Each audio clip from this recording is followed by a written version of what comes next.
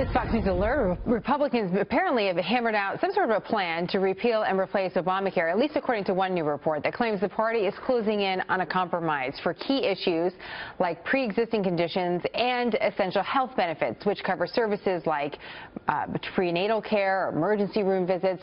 The amendment would initially keep both provisions in place, but also allow states to seek waivers if they feel they have a better alternative or they could serve their people better. Joining me now, Joe Trippi, former campaign manager for Howard Dean and a Fox News contributor, and David Avella, chairman of GOPAC. So we don't have the details in front of us. These are just reports on reports, quite frankly. I'm curious, David, what you've heard from fellow Republicans. Do you have the sense that they're closer to being somewhere with something that could pass the House? Closer, but as we have seen, all of this can fall apart.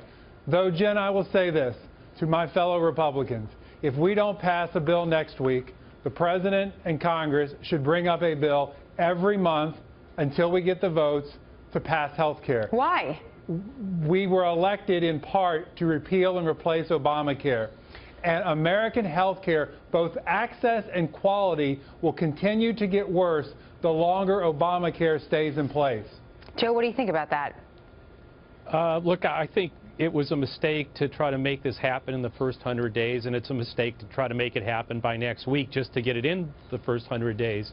The last bill didn't pass because it was a bad law. It didn't make much sense.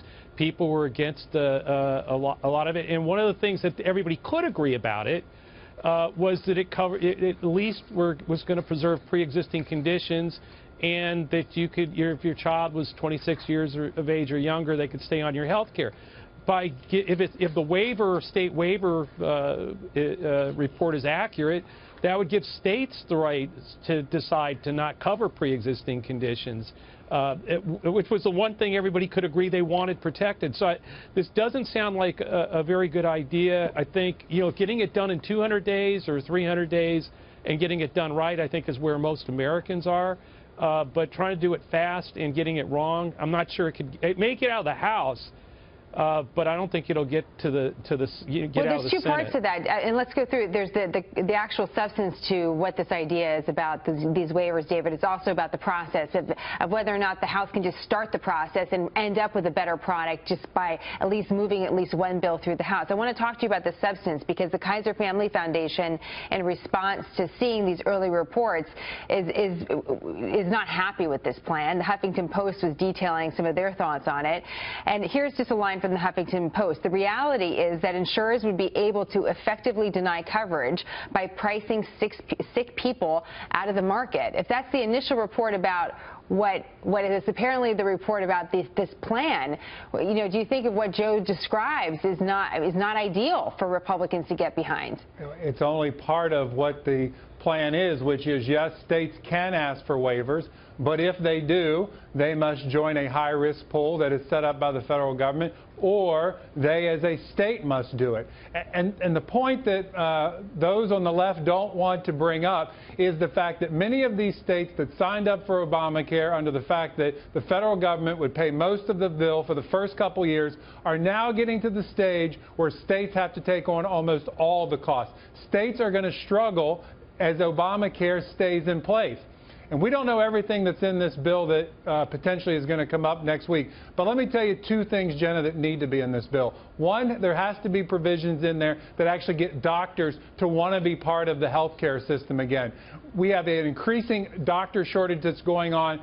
During Obamacare, we've had doctors who've not wanted to be part of the market system that was in place because they weren't getting reimbursed. So the access people, that's the #1 problem. If you can't see a doctor because there aren't doctors, it doesn't matter what the insurance plan looks like. And the second thing that needs to be in there is these taxes that were put in place by Obamacare to pay for it that are going to continue to take more money out of people's pockets. They need to be eliminated. Well, and again, we'll see what exactly is in this bill, Joe. It sort of puts us in a funny position. I wonder, though, is this part of the plan, right?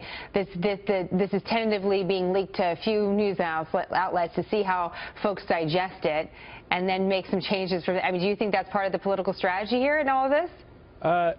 Look, I think it's dangerous to do what they've done, because by putting it out there while members are still in their districts is a dangerous thing to do. They're going to get a lot of questions in the remaining days before they, before they start voting again next week. And I'm not sure.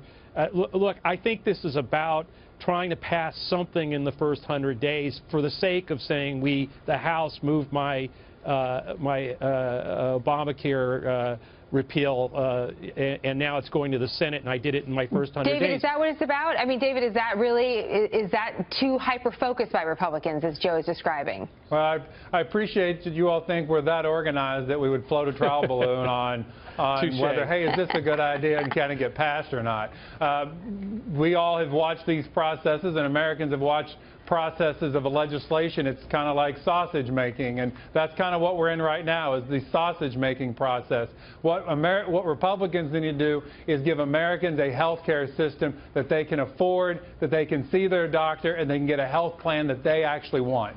Well, and we'll see if this is part of it. 3 out of 10 people apparently have pre-existing conditions, so that's why there's a lot of focus on that, and a lot of folks in that category are active voters. So we'll be watching. Joe and David, great to have you both. Thank you very much. Good to be with you.